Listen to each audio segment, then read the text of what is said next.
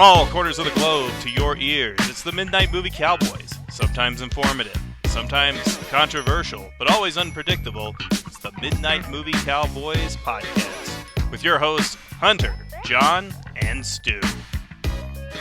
And now, on with the show. Hey, welcome to the Midnight Movie Cowboys. I am your host, John Grace. I'm running the show this week. With me, I don't know what side it'll be on the video, but from Texas is Hunter Dusing. Hunter, say hello. I am not a crook. And coming to us from overseas, from Australia, is the legendary Stuart Balk. Stu, say hello. Hello. With the Professor Pat Pending hairdo. Roll on Saturday when I get down to see Nick and get my hair cut. It's unworkable at the moment. Yeah. Okay, so tonight's episode we're going to be talking about, a rare or not very well-known episode of Mike Hammer, Private Eye, which was the third reboot, or actually the second reboot, but the third series with Stacy Keach as Mike Hammer. And this was a listener request that we cover a episode titled Halloween. We were supposed to do it for Halloween, but we just never got around to it. However, Halloween is not over until we say it is, so there you go. Damn right. It's an interesting episode to talk about. But hey man, when you listen to the Misfits, every day is Halloween. Exactly. That's what Danzig says. But okay, so let's get our standard out of the way. Is everybody's favorite, at least for the YouTube, our 40 faithful YouTube viewers, the Whip Out Your Junk segment. So, Hunter, what do you have for us this week? Which I bet is probably 95% vinyl, right? No, there's no vinyl. Wait, let me just drop off my chair for a second there. Yeah. Oh wait, Arrow. No, if it's Arrow stuff, if there's no Arrow stuff, then I'll drop off my chair. There's no Arrow. All right, Mr. Arrow Shelf, go for it. All right. So one we got, Stu. I'm curious if you've seen this, Mad Dog Morgan. I just bought the Umbrella Blu-ray about 6 weeks back. Nice. Mm-hmm. Directed by Philippe Mora, starring Dennis Hopper. Who's that by? Who's that put out by? This is Indicator. Oh, okay. British one. Yeah. Yeah. And it comes with a book and a poster. Oh, nice. And the movie was heavily featured in Brian Trenchard Smith's Stunt Rock. Funnily enough. Okay. Here's one I know you'll like, John. Voyage into Space. Oh my gosh, I need to get that myself. Yeah, I just saw this on the shelf and I went, "Yep." Cha-ching. I don't know if I've done this one yet. Did I do Buster Keaton rides again? Don't think so. I can't remember. Okay. You can watch this on YouTube, but I liked it so much I wanted to get this because it had a lot of stuff. Buster Keaton did a film for the Canadian Railroad Authority called The Railrodder, which was directed by heavy metal director Gerald Potterton. Oh boy. And it's very much in the style of an old Buster Keaton silent film. And he made it the year before he died. And it's a train movie. And it's really fun. You can watch it on YouTube. It's only like 25 minutes long. But Buster Keaton Rides Again is the documentary about the making of the film. And it's great watching. Does it have Jackie Chan? You got Jackie Chan in there saying, "Oh, I love Buster Keaton." No, it doesn't even have Johnny Knoxville, unfortunately. But or Gene Simmons. Yeah, but you get to see Buster like working out gags with the director, and it's the only time I've ever seen him seem joyful or gleeful. Like he's sketching out this gag and explaining it to Potterton, who just died like in August, I think. Yeah. He'll sketch it out and explain it, and he's got his cigarette holder and he's like laughing and giggling, and it's so much fun to watch Buster come up with jokes, and they're coming up with it as they're shooting, and it's a really, really great. It's one of the best making of movie docs I've ever seen, and it's only like 45 minutes long, but you really get insight to how a master comic works. And speaking of Keaton, a few of these I own already, but I'm always looking if there's a new restoration or a new score, I'll get them. I got some of the Cohen Film Collection Keaton restorations. This one's Sherlock Jr. and the Navigator. I don't think I have Sherlock Jr. or Navigator on HD, so I think that's a good one to get. This one has Go West and College. I've actually never seen Go West, so I need to watch that one. I thought you meant the Marx. I thought you meant the Marx Brothers Go West there for a second. No. Which I love that film. It's great. And College, I have a 2K restoration. I think this one's 4K, so that's exciting. And then this one has Seven Chances in Battling Butler. I've seen Seven Chances. That's got the famous scene where he gets chased by all the brides. But Battling Butler, I've never seen. And I remember Bogdanovich saying he thinks it's one of his funniest ones, but it's the least. He said it's the least seen, and I believe that because it's the one Buster feature people don't seem to talk about.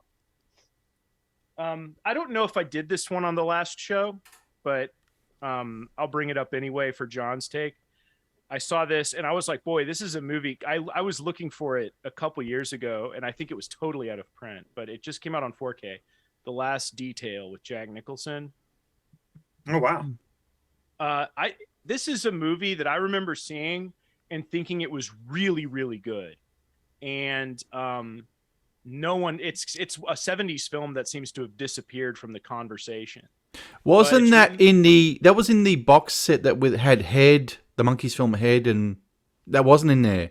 No, it wasn't. I could have swore it was. This one's directed by Hal Ashby, and it's got a script by Robert Towne. It's got Jack Nicholson, Randy Quaid, Carol Kane, but it's a really good movie. I think at the time it had the most F-bombs of any. It did. Yeah, I remember the front cover of that on the VHS tape, but it had the speech bubble with the "No effing Navy is gonna effing sign me up." Yeah. Yeah, but okay. So this one, I saw this for sale, and I texted Eric. Is this good? Whenever I see movies like this, I text Eric and I go, should I buy this? And he gives me the thumbs up or the thumbs down. 2 Mexican Westerns, Hot Snake and Guns and Guts. You've got too much money. You're earning too much money. I got to tell you, these have been over the course of some time, Oh, okay. Yeah. 3 days. We didn't do any of these on the Monsters month, but this one. No. I don't know, Hunter. I'm observing. I want to note, Hunter. I'm observing a Kino Lorber shelf. There is a Kino Lorber shelf right there. Yeah. Okay. Wait. Yeah. Does it have Losing It on that Kino Lorber shelf? If not, it's worth nothing. Losing It? No, I don't have Losing It. Get onto it. Yeah. Now. Losing It. Okay. Yeah. This was one. I got this one a while ago, but I've been meaning to get into these guys. I got a Laurel and Hardy Blu-ray set. I have that. Great. I don't do it for me, Laurel and Hardy. I just you know what? Speaking of Buster Keaton, never seen a Buster Keaton short. Nothing of his ever. Oh, you got to fix that. No, I don't have to. Go watch The General or Sherlock Jr. Sherlock Jr. is really short. It's like an hour long. It's great comedy. All right. And his comedy is very physical. It's really cool. John, here's one you'll like. Again, this one's I've had it for a while. Kamen Rider Kuga. What the? I heard that was out. I haven't picked it up. Oh man, it's so much fun. So much fun. It's got that like video look that these things. It's so yeah, but it's tons of fun. This one I got recently. I've never seen this movie. I've always heard about it, but I like the director a lot. Kiyoshi Kurosawa's Cure. Don't know of it. Never heard of him either. He did the movie Pulse, which I think is one of the better J horror films. Okay. Have y'all seen Pulse? Yeah. No. I think Pulse is really tremendous. Every time I watch it, I didn't click into J horror like everybody else did. It didn't really do anything for me. It's for girls, I think. Pulse is an interesting one because it kind of predicted social media isolation, and this was before social Yeah. media was a thing. But it's about people. It's about lonely people on their computers becoming so isolated until they become ghosts. It's very interesting. Very apt for today's Yeah. society. Yeah, no. It's all a Facebook hunter. And like the world, yeah, and the world's like ending around them, and nobody seems to notice. It's very weird. Okay, and the That's last one I Twitter. got's a book. John's gonna roll his eyes, but Quentin Tarantino's Cinema Speculation. Jesus Christ. I think our friend Eric Mulder put that up in the Discord group. That really? That book. Yeah, I had no idea what it was. Gotta get the hip new movie conversation book. I just know somebody will buy it for me for Christmas, without me asking for it. So I'll wait. Mm-hmm. I got stacks to read anyway. I got like a Barnes and Noble gift card at one of our baby showers. My friend was like, "Get yourself something." So finally, I was like, I know what I'm gonna get. No, they couldn't get some intense piece of literature that's historic. They had to get a freaking Quentin Tarantino book. Yeah, Of course. fair enough. You should have been a man and gotten a Mike Hammer compilation. Exactly. Might I make should you have gotten some Mike Hammer. and Yeah. a case of Anyway, Miller that's- Lite to go with it. Yeah. Anyway, that's it for me. All right. All right, Stu. Okay. I got some books, movies, and CDs. So I'm going to get through it real quick. I found this one at the thrift store the other week for $3. Don't know if you boys have read it. It's called Rebels on the Back Lot. I read that a long time ago. Okay. And I just read Is the that back the of it. 90s movie? Is that like about Rodriguez? And It's Tarantino? about Fincher, Paul Thomas Anderson, David O. Russell, Spike Jonze, So all of John's favorite directors. Soderbergh, Tarantino. Yeah. John told me he went to see Amsterdam the day it came out because he knew it would be Kino. Sure It's he did. David O. Russell. I can't stand that guy. Absolutely can't stand that guy. I watched his first movie, Spank and the Monkey, and I thought, this is just stupid. It's not John even- told me David O. Russell's based because he yelled at Lily Tomlin on the set. and upset George Clooney. Okay, moving on. Yeah. I got this book sent to me. Got this book Oh, sent to for me by sick. Nesbitt. Goes for an absolute fucking fortune these days. The Exorcist screenplay. Oh, wow. Has the Exorcist screenplay and William Peter Bloody's Legion screenplay in the same book. Oh, wow. That's cool. Yeah. So looked it up and I said to Anthony, you know what it goes for? He goes, I don't care. Have it. $400 plus. It goes for. Jesus. I know. All right. Moving into movies, I've just got the one this week. Had to get this before it goes out of print, which is Nightbreed by Arrow. Oh, nice. With, the theatrical and director's cut, I believe it is. The not the Cabal cut. cut. No, it's not that. No, Oh, it's not? Okay. no, that's 140 something minutes. This is 2 hours and the theatrical's 102. But Oh, it's the media home entertainment when they put out a director's cut, I think, on home video. I think they put one out that was sort of in between the theatrical and the one that they mastered from VHS. Yeah, and the VHS Which is quality was rough apparently cut. really, really bad as well. So Yeah, I never saw it. all right. Moving along, picked this up for $1 at the thrift store in Perfect Nick. The American Graffiti soundtrack, 2 disco. The American Graffiti soundtrack. Grab me by the lapel. Yeah, Wolfman Jack. Mm-hmm. Speaking of Everyday's Halloween, Misfits Collection 2. I picked up for $5 off Marketplace. I already had it on the Misfits box set that I've got, but that's a truncated version. They've played around with it, so that's just one for the car. Speaking of the Misfits, this is an oddity I picked up off a seller off eBay for $12, brand new sealed. It is Misfits Meet the Nutley Brass. Oh, that's great. I love that. Yeah, I really enjoyed it. The Fiend Club Lounge. It's basically just lounge versions of Misfits songs. It's I really enjoyed it, so I had to have that one.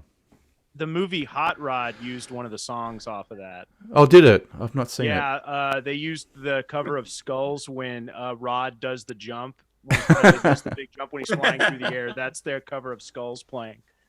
Yeah.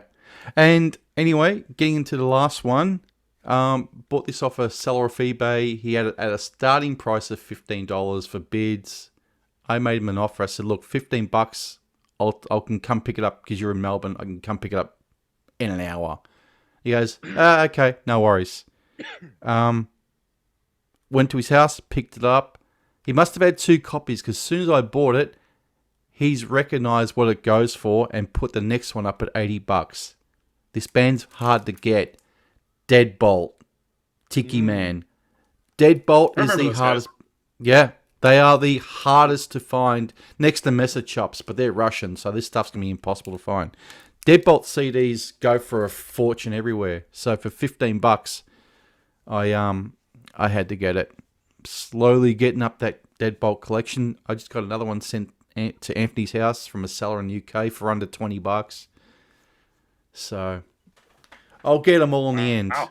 All 8 of them or 9 of them, whatever there is. I've got 1, 2, 3, 4, 5. I've got another one coming in the mail as well, which I picked up of eBay, but that'll be on the next Whip Out Your Junk. So that's it for me. I'm done. All right. Well, I guess I'll shoot mine real quick, and then we'll get into the TV episode. So I went to the big county library sale and found the Richard Harris Love album, which this is vinyl, no scratches. Has the notorious cover of Richard Harris in sort of a hippie meets biker type of gear. He looks like sunglasses and John Holmes there. Yeah, he does. Yeah. This was before John Holmes, though, it should be noted. Oh, long before. This has MacArthur Park and his special brand of spoken word and singing. And I also got Richard Harris, My Boy, which is also, this was scratchless, perfect vinyl. Looking like Chuck nice Norris there. Here you He's go, a Hunter. bit of a chameleon. You gotta seek this out. You can open up and read the lyrics.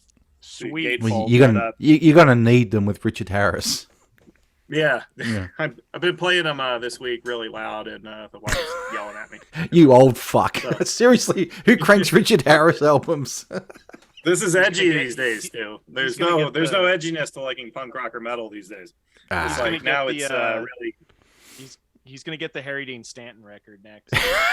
yeah. If I can find it, huh? This was sent to me by Mike Malloy because I helped him out with a documentary that is on this the UK Blu-ray edition of Good Guys Wear Black, put out by 88 Films.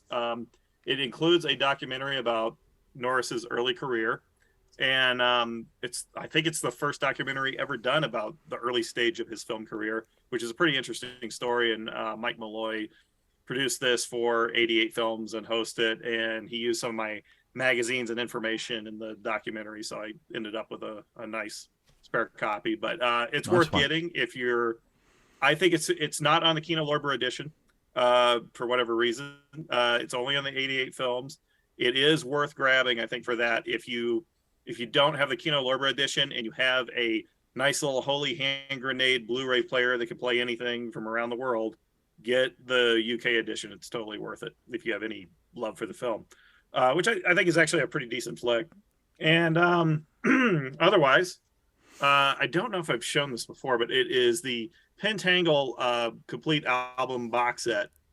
That's really nice. I've been getting into English folk rock of the late 60s lately, and our listener Anson is really into that stuff too. Nice. He's been posting their videos, but it's really nice, digitally remastered. It's pretty much their complete discography, in their prime, and they become one of my favorite things to listen to these days, because if I listen to too much Motorhead, the tinnitus starts to develop. So I gotta listen to something that is nostalgic about an England that probably never really existed, but exists in your brain if you listen to Pentangle or Richard Harris. Yeah, who's Irish actually, but we'll let that slide. Nobody's perfect. But that's it for me.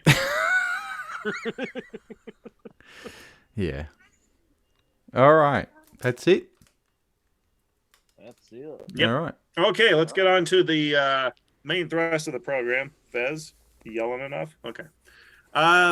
Okay, so we're covering the Halloween episode of My Camera Private Eye, which was the Which is not on this 90s. fucking version, which I thought it was. That's true. I'm flipping through and going, Right. where is it? Season 1. This is this one. Yeah, you had to watch it on YouTube, I believe.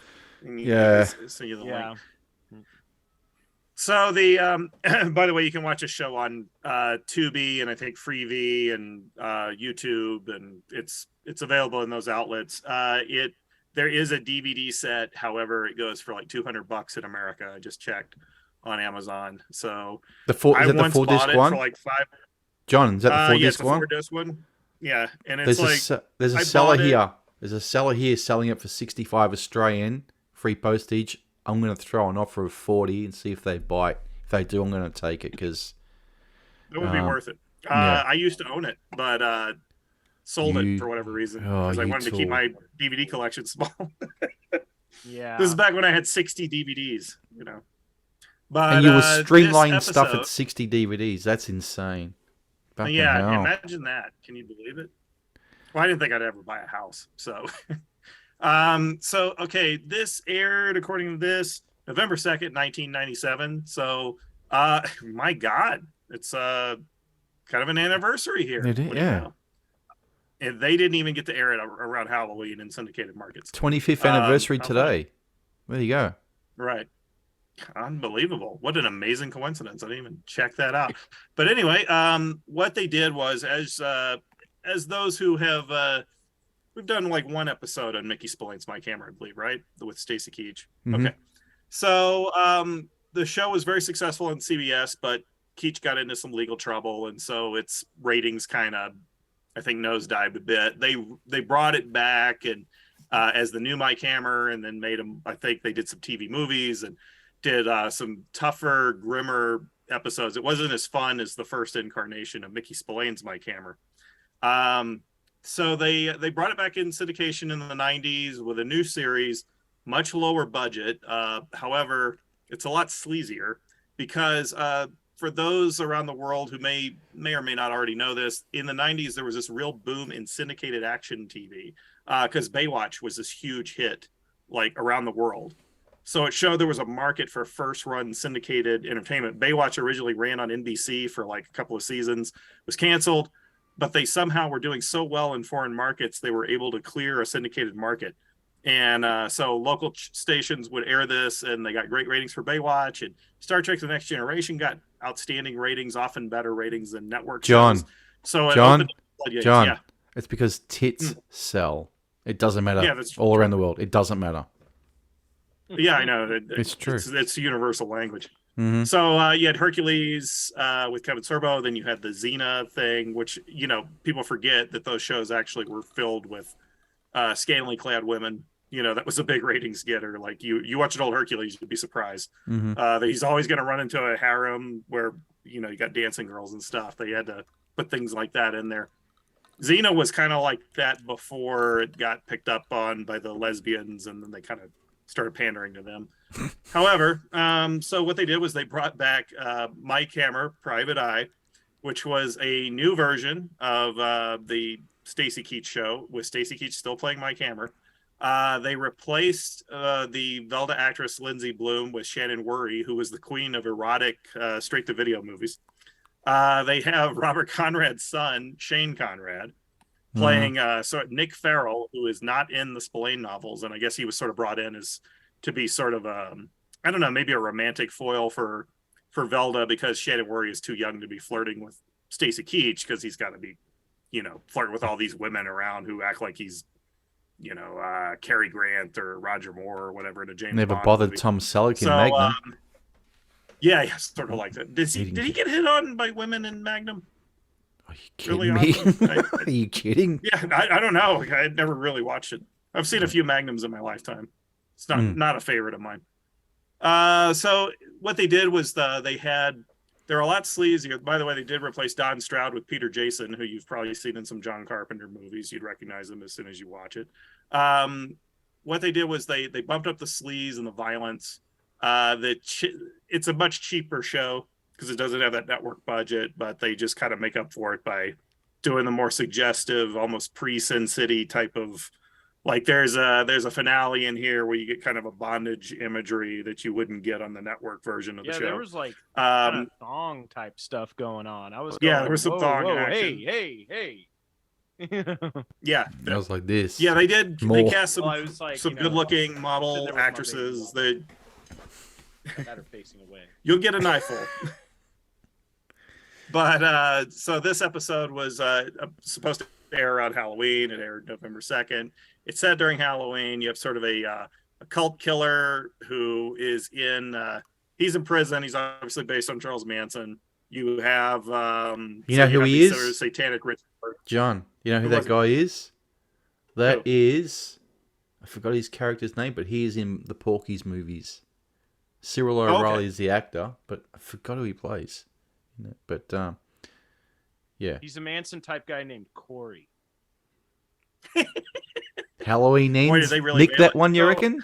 No, this movie, this show, Halloween Ends, is a remake of this episode of Mike Hammer, because Halloween Ends features a guy named Corey who's on Halloween impersonating Michael Myers. so he's doing copycat killings. We have killers impersonating Corey. So Corey, I was like, this is a sequel. Corey's in prison and people are replicating his murder. Hey, give me an idea for a pitch there. I might try to throw it Blumhouse. Yeah, call Jason Blum. Say, I have a pitch. Mike Hammer versus Michael Myers. And Corey's back.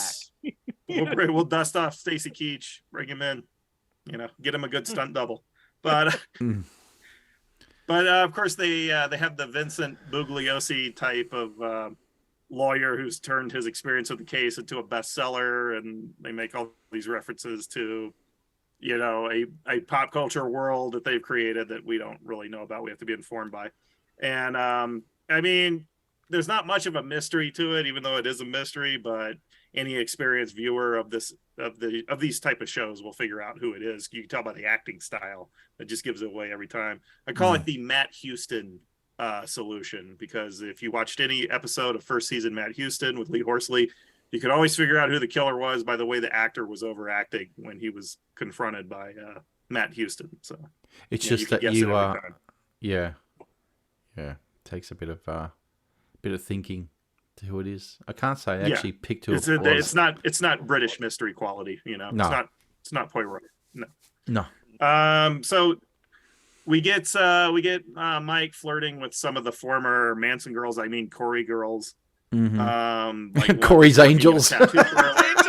Yeah, Corey's Satanicas or whatever. What did Glenn Corey's Danzig Devils. call his Devilinas? Devilinas, yeah. But you get you'll get Mike Hammer beating up some biker type bouncer who just gives him lip at the tattoo parlor, and he hits him with the double slap on the ears and then punches him in the face. That was pretty good. Cheap choreography. When you need a fight in a pinch, that's all you need. Keach was in pretty good shape for this. Shannon Worry looks pretty amazing, and camera angles definitely emphasize she looked great. So I love the opening credits. If you were catching this at 2 a.m, it was perfect viewing. Oh god, yeah. I love the opening credits. They just start on her chest. Yeah. And just zoom out. Yep. Oh man. Yeah. Beautiful. Yeah. When the boomers were in charge, there was definitely more emphasis on that part of the body than there is today. Not now.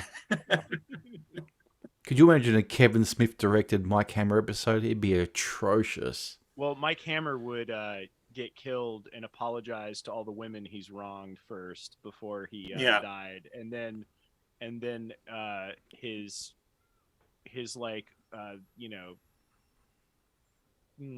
how can I put this?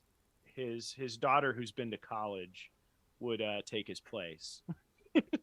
Right. Yeah. Or he would decide the only solution is to have sex with Pat Chambers while Velda watches. Because this is in some demented guy's mind as the solution to problems is take a straight character and make him be gay for whatever. It's 90s logic. Oh god. I loved the way Garrow phrased it. It's a cry for help. It would be another. Yeah. It is. Well, think about it. This was airing on TV in some markets, like in mine and back in Mississippi, it aired at like 4 o'clock in the afternoon on Saturdays. So any kid lucky enough to be channel surfing could see some good high quality sleaze if he saw this, on the America One channel. But when this was on TV, Kevin Smith was at his peak in movie making, and people actually look forward to his films. And he was arguably a mainstream director for a cup of coffee. Mm-hmm. So how strange is that? And now you can't see stuff like this anymore unless they make a Sin City sequel. Yeah. Well, did y'all see A Dame to Kill For, that second Sin City movie? Yeah. What'd y'all think of it? I love the way it was shot. A really nice looking thing. Yeah. But it was not bad. I saw it, but I just don't remember it. Like, it just didn't make much of an impression on me. I think I like Lady Gaga. I remember Eva Green. Yeah, mostly. Was Lady Gaga in that one? Yeah. Yeah. I think she was okay in that from memory. But that's what Sin City is like. It's like Frank Miller's Mike Hammer novel on steroids and LSD. He's admitted as much. He says this is basically when he was 12 years old, I guess, he got into his dad's Mickey Spillane novels and was reading them.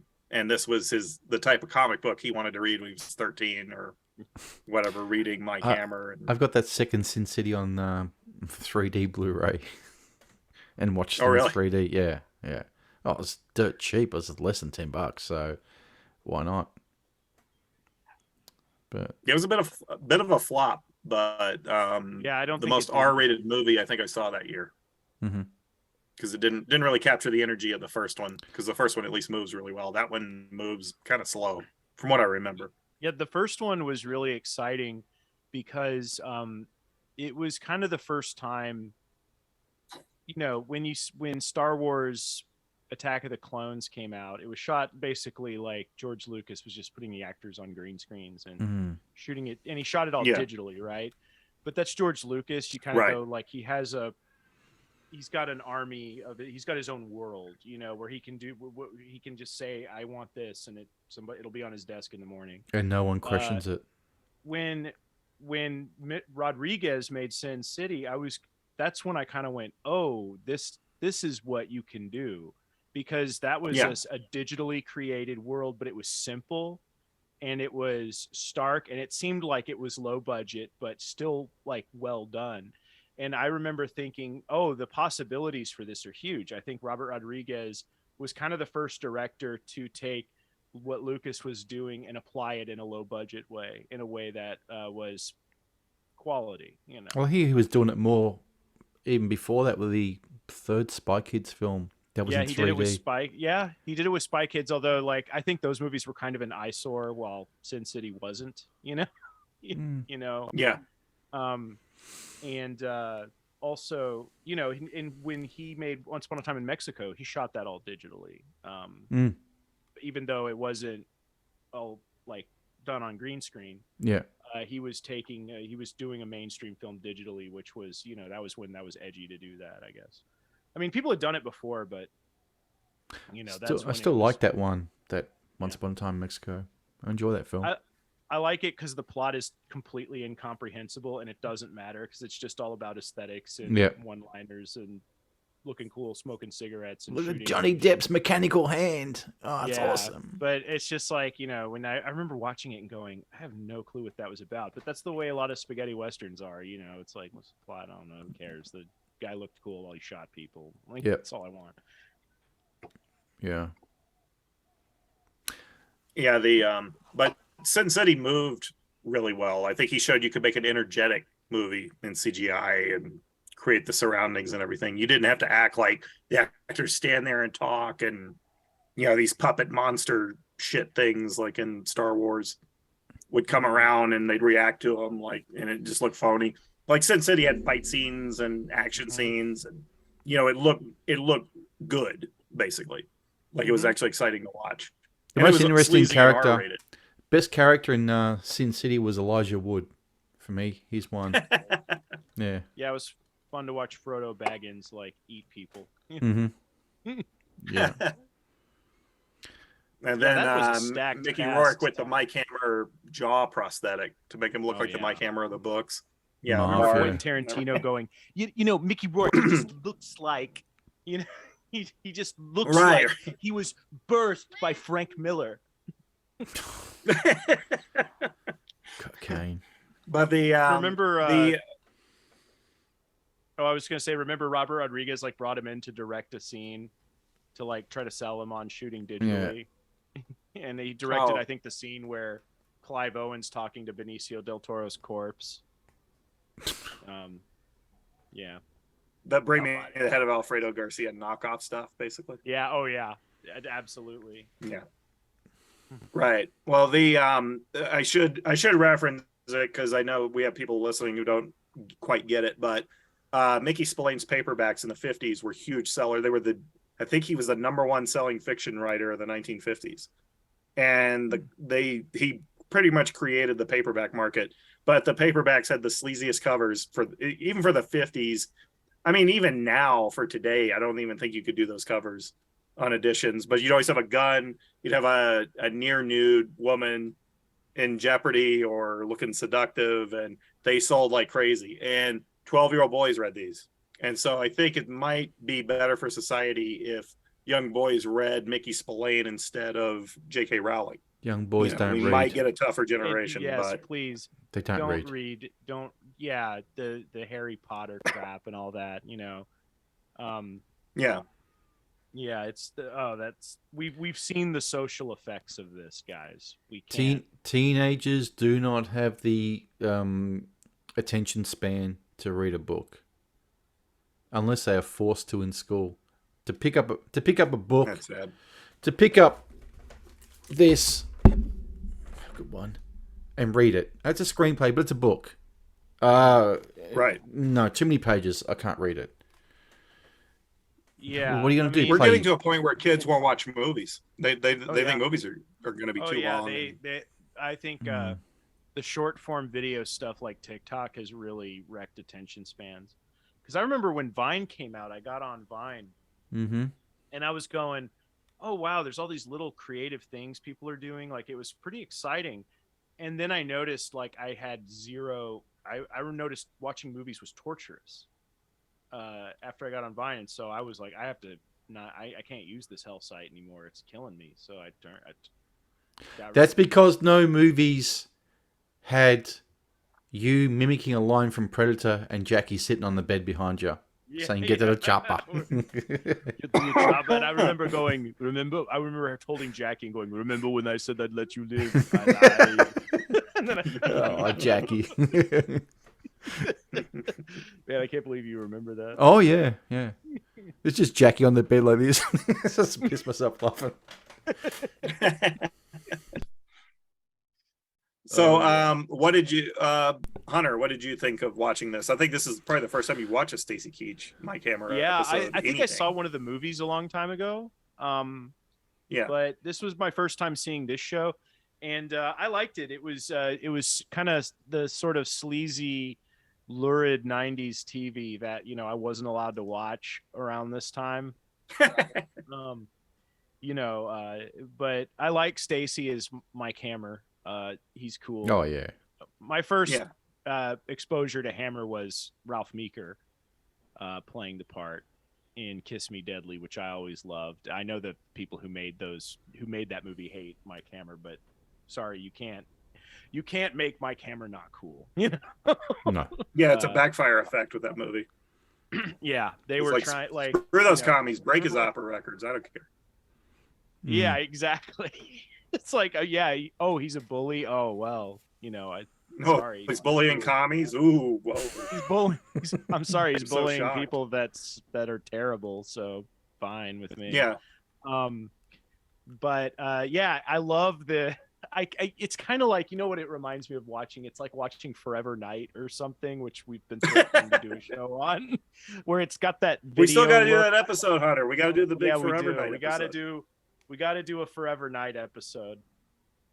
But Forever Night kind of has that mid to late 90s kind of TV sleazy aesthetic. Is that Knight Rider knockoff, whatever it was, Forever Night. Forever Nights. It's about a vampire cop. Oh, okay. Yeah, I thought it it was a Knight started Rider. out as starring Rick Springfield, and they did a pilot that became a TV movie, and it ended up moving up to Canada, and it starred a different Geraint Wyn Davies. He's a Welsh guy. The name's weird. But it has John Capellos, who was in all the John Hughes films. But when I remember watching that, and then I saw some of Kung Fu: The Legend Continues, and I think the people who made Forever Night produced this, because it just feels so similar, and it turns out I think they did. They're all shot in Toronto, and they used a lot of the same actors and the background shots and everything. Yeah. And apparently the guy who created Forever Night wrote Friday the 13th Part 4, the final chapter. Oh, God. Was that Barney Cohen? I can't remember. Yes, Barney Cohen. Very good. Yeah. Oh, my gosh. Yeah, you got it right. Yeah, man. My weird recall memory worked. Oh, my gosh. I watched Friday the 13th Part 4 recently, and I saw the screenplay by Barney Cohen, and I was like, Barney Cohen. I know that name. I saw it on some show every go round, and it was Forever Night. What did you think of Friday the 13th Part 4 after a rewatch? I know. Yeah, I was the same. That's one that fans love because I think they like Tommy Jarvis or something. They like being seen as horror fans. Like they all think of themselves as little Rick Bakers or Rob Bottons, like that. But Jason's barely in it. Yep. Crispin Glover is memorable as one of the teenagers. And I think them watching the old like Silent Stag films is kind of fun. But yeah. I mean, Jason's like, you just kind of see flashes of him, and it's like, oh, it's got gore effects by Tom Savini. But again, it's kind of wasted. Like, I like Part 2 a lot. Yeah. Part 3 I like more, yep. But I don't like it as much as Part 2. But yeah, I even like Part 5 more. Like it's just someone was saying I like it because it has the Joe Zito style. I have never seen a Joe Zito film I've liked. I'm sorry. I think his canon films are kind of garbage. But I remember thinking Part 4 was very mean-spirited. I think even like the kids weren't even all that likable. No, like I remember a girl laughed. Yeah. Well, a girl like rejects Crispin Glover and like laughed at him. Am I misremembering? I think no. It's just like all the girls were bitches and all the guys were like unsympathetic except for Crispin Glover and maybe Tommy Jarvis. I don't know. Like I didn't like the characters. Like if I don't like the characters, I can't get into this dumb slasher formula at all because I don't mind seeing Jason kill them because it's like, well, maybe I'll get a glimpse of a good Savini effect or something. But it's not a series I dig at all. It kind of had a memorable opening with the hospital, but that's about it. Yeah. But I watched that one because whenever I've done Friday the 13th, I do Part 2, or I'll do maybe Part 3. The first one very occasionally, or I'll do the crazy ones like Jason X and Freddy vs. Jason. But I kind of 4 through Jason Goes to Hell, I've only seen once. You haven't seen 6? More than once, Part 6? No, and that's one I'm going to revisit. Yeah, because that one I remember liking. I remember New Blood didn't really make an impression on me. 7, And then Jason Takes Manhattan is really stupid. It that's is. Kind of why it's fun. Like the kids are going on this cruise at Crystal Lake, and they go to New York, and the cruise is like, it's some piece of crap like industrial tanker that was probably all the filmmakers could get. And, that was all made in Canada too by the same crew from like I think Friday the 13th, the TV series. Oh gosh. And I just remember watching it going, man, like I just remember being a kid and all the kids were like, you got to see Part 8. That's where he goes to New York City. Oh, it's so awesome. And I remember thinking, Jason Takes Manhattan. That sounds dope. And then you see it, and it's like, it's so bad. Takes him it doesn't deliver. Forever to get there as well. Yeah. It's about an hour or so to get to Manhattan. So, but I found it memorable just because so doesn't deliver very well on its promise, but just because it's such a cheap, junky production that it has some charm. I would like to remake part 8, but it's Jason on a ship, but he actually goes on the Kiss cruise, and just all apologist Kiss fans out there who go on about how great Sonic Boom is, and it's their favorite album, and they say that Carnival of Souls is misunderstood. Jason just cuts their head off. That's it. Or burns them alive. And Paul Stanley's complaining about how everybody's wronged him. And Jason just takes his other ear and says, "Well, rips it.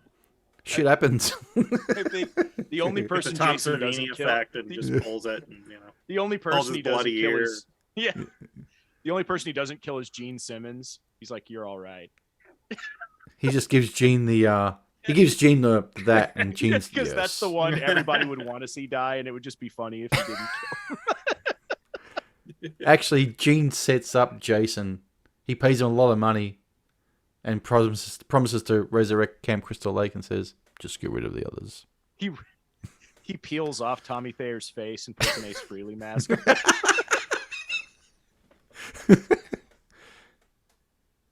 Yeah. So, Stu, you were new to this incarnation of the Keach Hammer. So, what was your impression of it, other than the additional TNA and blood that they couldn't get away with on network TV? It just felt like another Mike Hammer series. It felt like a continuation of this one to the new Mike Hammer from the late 80s that we've spoken about. It really felt like just another successor to that. It didn't seem like Clerks 3. Oh boy, he's really old. He's not looking the part. Stacy Keach is barely aged. Okay, there's only 15 years between, I think, or 13 years between the first series to this one. Yeah. But Stacy Keach is Mike Hammer. There is no other substitute. It's a sort of role he can just go straight back into it. Put the hat on, put the trench coat on. He's right. It's like Peter Falk of Columbo. He can just walk straight back into it after many years of absence from the role. Puts on the fedora and puts on the 45, and he's Hammer. As long as he's got that mustache, and it'll take 5 minutes to get back into that part. But I really enjoyed it. It was trim. It was quick. It didn't lag at all. Yeah. It was perfectly fine. I liked the supporting cast. The story, it was okay. It was, it was sufficiently Halloween, Yeah, it was enough. What was that line? He goes, "My friend Blue liked pumpkin pie, but not when he was the filling." Or something. They had a lot more comical quips in this series than what the other ones did. The other ones had them, but not like this episode did. I do want to go back and get that series. I want to try and track it down because I need it on the shelf. It's unless, and I'm hoping Viavision might get it because they put out the other two, so hopefully they'll get their hands on it. The only thing hurting this one is I think it's different owners. Like the original series is owned by Sony, and this one I think is owned by some syndicator. Because Keach basically I think optioned the rights himself or something, and this is sort of like a self-production. And because his wife has a role, she's not in this episode, but she plays like a yoga studio owner that neighbored with his office or something, and she appears in other episodes. Another thing to note is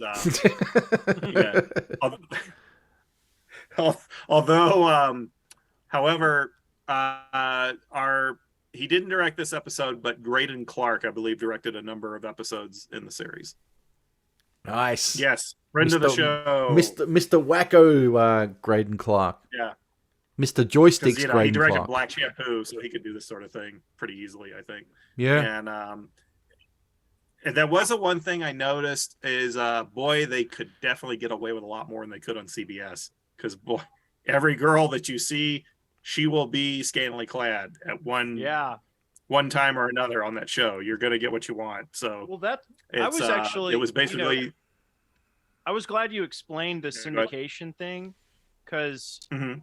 I was sitting there watching it going, how'd they get away with this much in 1997? You know, like I was going, Even the profanity is a little mild or it's actually raunchy. Like you couldn't say piss Mm. and bitch on TV that casually, even in the 90s. And so they were able to get away with some stuff language wise that in syndication that you could not do on network TV because they were so strict about a lot of that stuff. Still, even in the 90s, unless it was Fox and it was X Files, and they can get away with a few things. you know, Or it, WWF Raw. They were on getting the away with a Yeah, shit ton. yeah. on the X-Files, you could have an episode where a bunch of rednecks keep their armless, legless mother in a drawer for breeding, and it's kosher. Yeah. I saw the interview with James Wong, and he goes, "Yeah, that episode was the impetus for the V chip." It was. Remember the V chip? Yeah, TV ratings came around like right after that aired because that thing Yeah. was so shocking. Yeah. Surprisingly, they weren't around for this. Yeah. No Although kidding. I think maybe it was. Maybe by then I think this probably had a V rating or mature rating or something like that. Well, but and it's in syndication. They'd air it at Saturday afternoon at 2:00 or something. I think what was funny was, I'm watching Satanic Rites of Dracula to get ready for that because I thought we were going to be doing that tonight. And Yeah. I'm watching it and I'm like, for some reason, like every movie I've seen lately has like devil worship scenes in it. Like I watched Werewolves on Wheels. You seen that movie? Mm-hmm. I haven't seen it. I thought it was going to be like a fun werewolf biker movie, and half the movie is like a black mass, and like these. Yeah, I've heard it's kind of dull, but I've never seen it. It's boring. Yeah, I turned it off. But like I was going, this is like a bunch of Crowley stuff. I was going, what's going on? And then I watch Dracula 80, 1972, and then that has devil worship in it, and then you get Satanic Rites of Dracula, and that one's like, pretty full on with like the nudity and stuff like that. And I was going, I never got as far as that one. I got to the first one, and then obviously the pin was pulled. I was like, man, Hammer was really trying to, sell some tickets with some blood and boobs in that one. But and then I'm like, okay, we're doing Stacy, and then I turned that on. I'm like, oh great, more devil worship. Like this isn't everything I want. You feel like you've read an 800-page Dennis Wheatley novel. I feel like I feel like what's his name? I feel like Dan Sietler's Strange Rituals group is like casting a spell, Because he's relentless with those postings. So. Oh yeah, he finds every spoopy post on the internet and puts it in there. Well, it's the most Halloweenish you'll get this week, I guess. You got to reach peak Halloween with your satanic rituals. Yeah. But the funny thing is, you mentioned the low budget of Satanic Rites of Dracula. We'll talk about that on a future show when we do our makeup for that topic. However, it does remind me that one reason this show, this Mike Hammer Private Eye, is so much sleazier and bloodier than the network version is because it's working with like half the money, maybe even a fourth of the money. So how do you make up for that? Well, you put some pretty girls in there with some thongs and some nice outfits and stuff, and you can make up for that lack of budget pretty well. Dead girls in lingerie, Yeah, exactly. And then I mean, they had like blood on the woman in the bathtub and everything. It was just like, wow, this is almost like watching Satanic Rites of Dracula with Mike Hammer on the case or something. But yeah, that's what I was and well, no, never mind. I was just confusing. Actually, I was about to bring up a scene, but I went, wait, that's from Satanic Rites of Dracula. Irrelevant. They are starting to meld together in my memory. Yeah, totally, they are.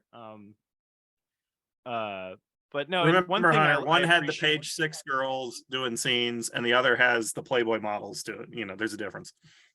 And one thing I loved about the show, though, was the scene transitions with the going into novels. So my dog's going crazy. Yeah, they have the fake kind of 50s paperback covers. Yeah, your dog's spicier than my cats are on the show. Yeah, no, your cat's an angel compared to Buster. Yeah, Fez is in my lap right now, and he's being very good and quiet. This is the hey Buster. This is the face of evil right here. The pure evil. Like, like, I feel like Dr. Loomis. I'm like, he's evil incarnate. He's the devil. Blackest eyes I've ever seen. I saw his eyes, the blackest eyes, the devil's eyes. The evil is gone from here. When he leaves the house. Yeah. He goes outside. But that's something that I don't think low budget filmmakers realize today is like, if you want to make up for lack of budget, get some hot girls and have some groovy violence, and you can kind of make up for it as long as you get it tonally correct, you know? Yeah, sex is kind of gone from movies. It's almost like it's been replaced by correct politics. Yeah. You know, like this new, like every horror movie now, it's like it's got to have some social message. It's got to have some angle. Like this new film Barbarian that came out, like everybody's like, oh, it's a good horror movie until it becomes like a Me Too screed or something. And I'm like, why do we need to be lectured going to the movies? We already hear all this crap all the time. I don't know. Like, I just kind of want to be scared, you know, want some thrills, some chills, some spills, you know. If you want to have some social stuff, like weave it into the fabric. You don't need to pontificate, which is what I think a lot of these movies do. You can also make it vague and make the audience do some guessing. Yeah, it doesn't hurt to challenge the audience a little bit. That's what I liked. It was such a relief to watch this, because it was just like, hey, we know why you're watching this. We're going to give you what you want to see in a quick package. Sleazy... You might forget it tomorrow, but we're going to give you what you want. Yeah, I'm already like, audience. What happened? Mike Hammer ran around looking for devil worshippers. There was a guy in prison named Corey. An evil cult leader named Corey. Yeah, with the big it ended with a big you know, kind of lurid sacrifice scene.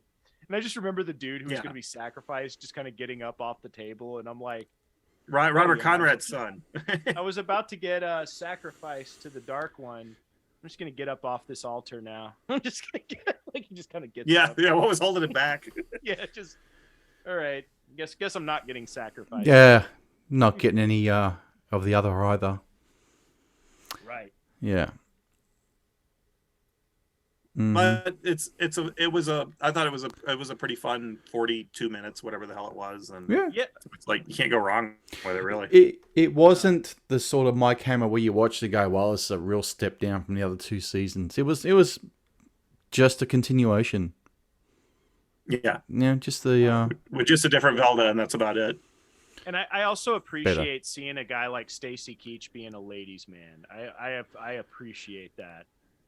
You know, like he's always got I got a new date tonight. Oh, she's been murdered. Oh well. Get the next one. You think the women in New York would learn? Don't date Mike Hammer. You're gonna end up dead. And he's always like, and I remember him going, one of my enemies perhaps did this, and it's like, dating Mike Hammer's probably not a good idea if he's like immediately going, yep, bad for your health. What happened? is this girl would end up dead in a bloody bathtub, you know? Well, remember Marvel Zombies. This is why Peter Parker can't date Mary Jane, at least in the first movie, because she'd end up like a Mike Hammer girl. Soy Jack man. Yeah, that's what he should be called. All right, we're gonna rate this thing.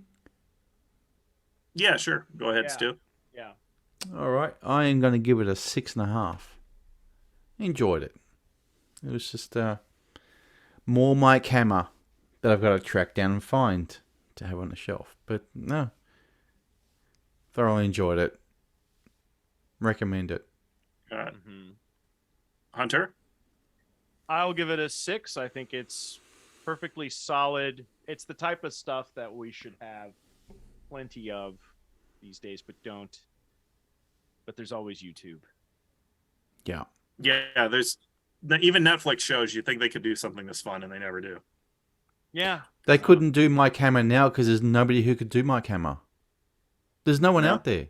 Not who we're going to get. The Incredible Hulk guy. I keep forgetting his name. Mark Ruffalo? Yeah. No. No. And like you know, the guy who's the go-to Chad these days is Henry Cavill, but he's too nice. You know, I think Yeah. he's too. Even as Geralt of Rivia, like, you know, he's still like, he just has a wholesome quality to him. You need a little bit of sleaze with Mike. You know, Actually, you gotta. I don't look at you, like Mike kind of needs to be the sort of kind of have that boomer energy that he's, you know, kind of a scumbag. You know, Mel could do Mike Hammer. Mel could do Mike Hammer. Shit, yeah. What about Vince I Vaughn? think Ooh. Josh Brolin could do Mike Hammer.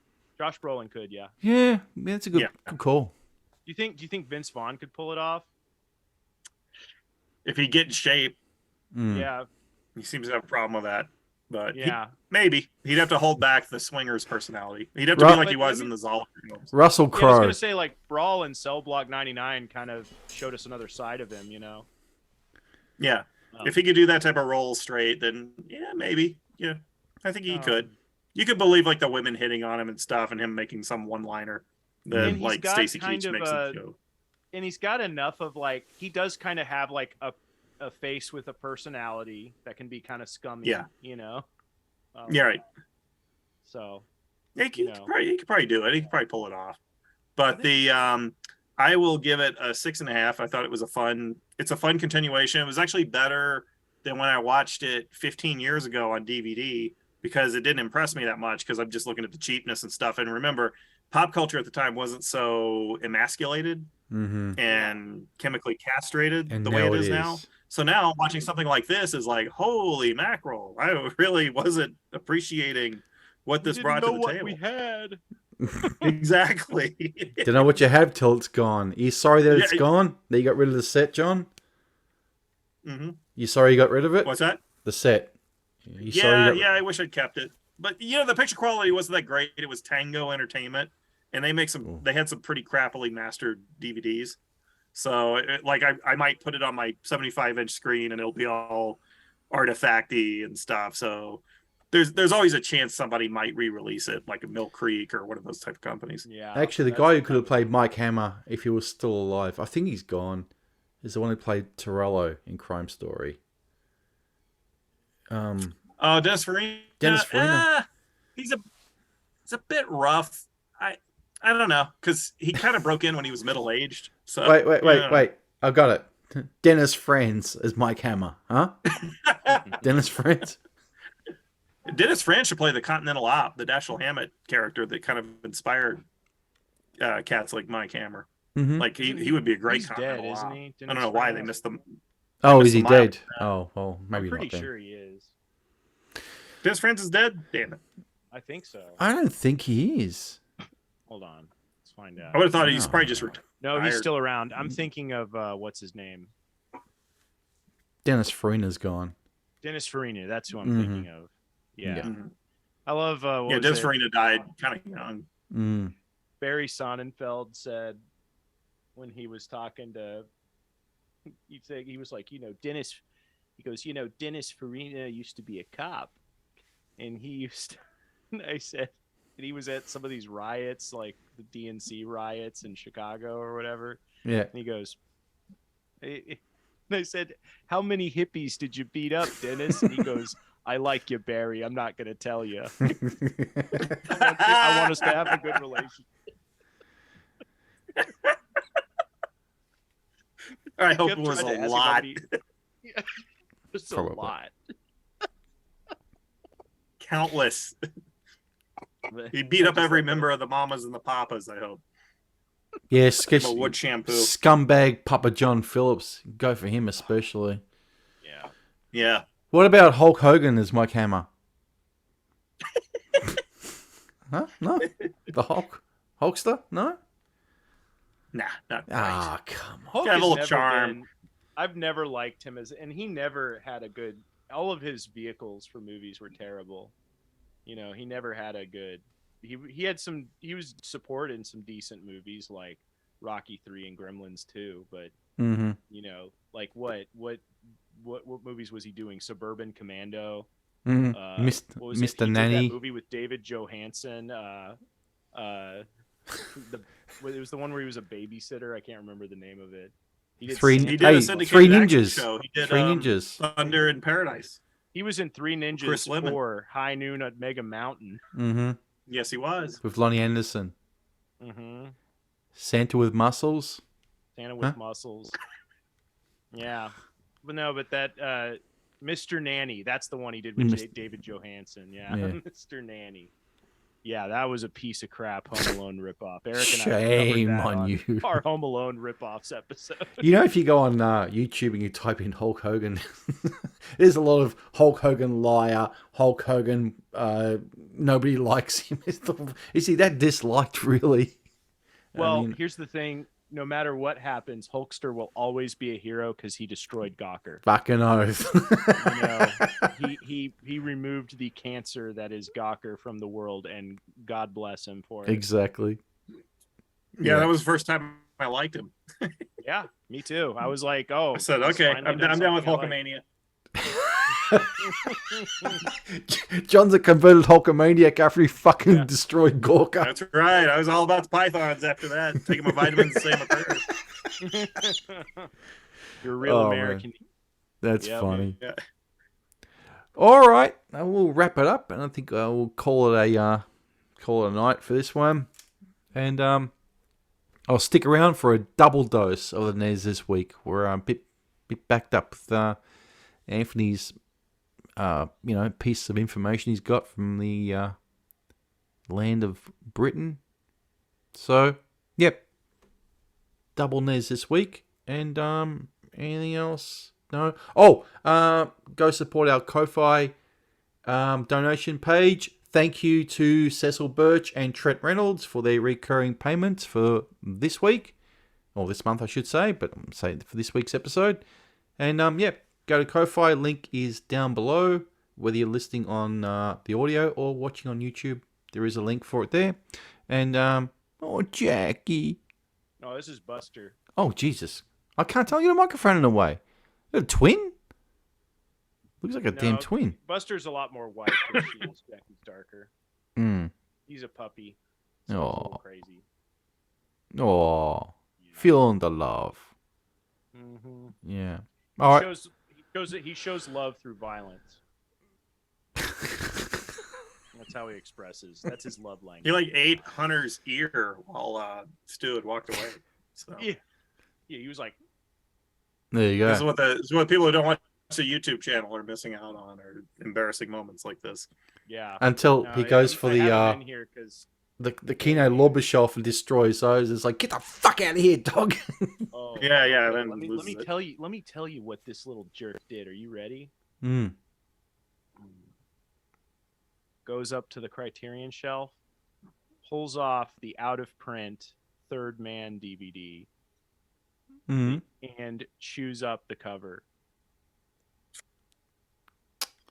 That was probably the most valuable thing in that collection. And he picked that to destroy. He detected your feelings on that disc. He couldn't pick. He saw you look at it one day that wants you to look at him. Just a general warning as well. I need to bring this up. Because we had a flash flood about a week and a half ago here in Melbourne. It was torrential. It was just unbelievable.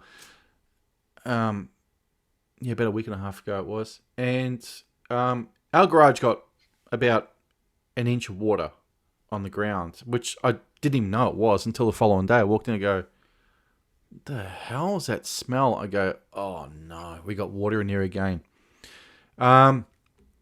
Went over to my movies shelf. The bottom shelf, all the films got wet. But because I have these plastic covers on, none of them got destroyed. No, that's good. Ooh. None of them. So I'm telling you now, please, if you can, these things cost nothing. These plastic, they're nothing. They're like $5 for 100. Get them because they literally saved. The bottom shelf was my sports stuff, which. My bodybuilding DVDs, my rugby league ones you cannot get again. The covers all got wet. All of this got saved. My Russ Meyer box set, the bottom of it got wet, but the Arrow packaging was so good it dried out and you can't even tell. Wow. So someone up there was looking down there and saved everything. So fucking now, I let that God shelf of dry home off. video bless you. The Home video God. the home video god, yeah, the god of Lee Haney or whatever saved my body once. They set up there like the Greek gods in Jason and the Argonauts and just look over in the cloud. John, Look at Stu's collection. Oh my god, my bodybuilding ones that you just cannot get anymore. My autographed Jay Cutler one would have been destroyed without these things on there. So, yeah, get those covers, please, people. You may think they're a pain in the ass. They will save you in ever of times like that. So, yeah, now I've just got that shelf dried off. I just put all my fucking cooking ones down there. It's like, and my old Jerry Lewis, they can go. But brought the sport ones upstairs. But yeah, just word of warning. It's a happy story, or a happy ending to a suspenseful story. Not when I'm like this in the garage going, oh no, not my Russ Meyer box set that you just cannot get and is worth a fortune. But they all got saved. Pushing the garden, getting Natividad, get a bit of a warp. It's not worth it anymore. It was actually funny because my one of my sons, my 16-year-old, came out there and he goes, "Oh, Dad, is there any damage to it?" I said, "No, thankfully." I said, "This Russ Meyer box got damaged." And he goes, he goes, "Films does this guy make?" I said, just big tit movies." And he goes, "Oh my God." I said, "Watch this one, Faster Pussycat Kill Kill. It's a good movie. Good fun." Yeah. Just not stuff like Up or all the other ones from later on. Just not yet. Not till you're 18. You're a bit young for those. But, yeah. All right. Let's call it a day and stick around for the Nes, and we will see you next time. Adios. Sayonara.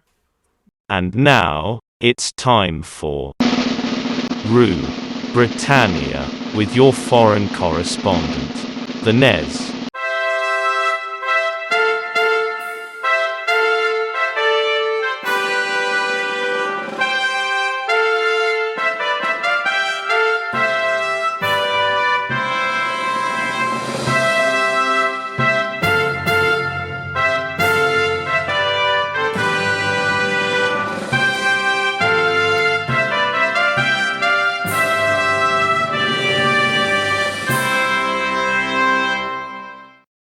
In a move that will surprise nobody other than those who think they've been stabbed to death in New York as a lifestyle choice, the Tory government was rocked with more chaos, more instability, and more weakness when Liz Truss tried to bring the government under control, and failed miserably. Having unveiled a decrease in corporation tax as a part of the mini-budget 3 weeks ago, which resulted in the international markets vomiting for days, Truss, having stated that the policy wouldn't be scrapped whatsoever, scrapped the policy.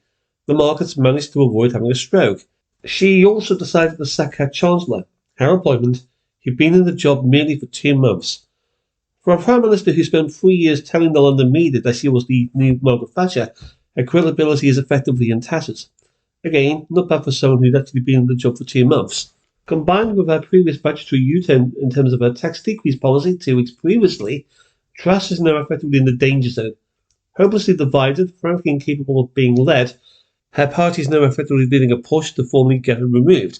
All this again after 2 months of being elected by them. Some people can do it, some people can't. Meanwhile, the Liberal Democrats kicked off their autumnal 5-day conference with an audiobook silence session trying to contact the soul of late leader Charles Kennedy. Quote unquote, "Leave me alone," said the spirit in the Bar of Hades. "It's not enough you outed me as an alcoholic when I was party leader. Now you want to harass me after death."